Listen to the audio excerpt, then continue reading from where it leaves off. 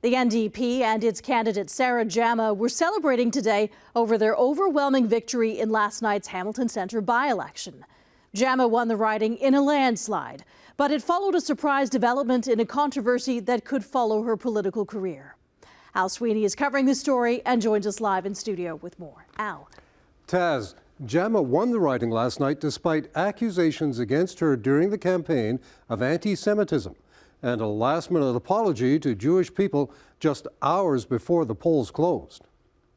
Sarah Jama is now going from social activist and disabled rights activist to MPP at Queen's Park. Hamilton Centre wants someone who's going to make sure that we're fighting to create an affordable city. And Hamilton Centre sure as hell showed that I am that person as the next MPP.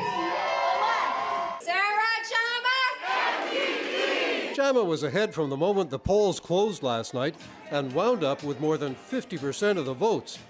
That's even though she was followed during the campaign by reaction to a video from a pro-Palestinian rally 2 years ago.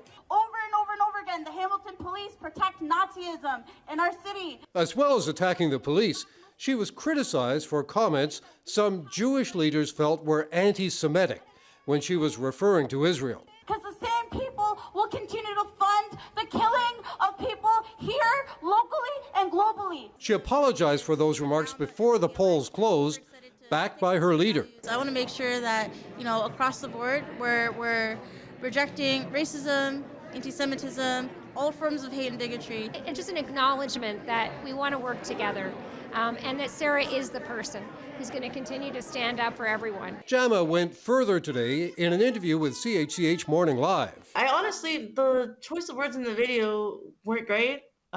They weren't great. So that's honestly where I'm coming from.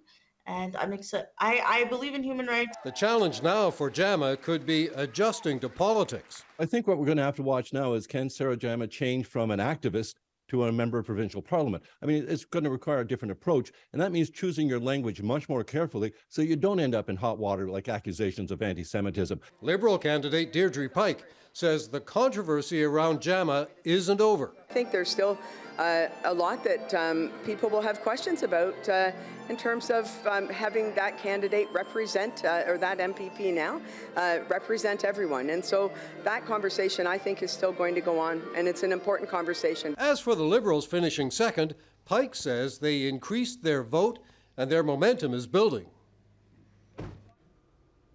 So the major parties finished NDP first, Liberals second, Conservatives third, and Greens fourth. And Elections Ontario reports a low voter turnout. Just 22% of eligible voters took part in the by-election. In last year's provincial election, voter turnout across the province was 44%.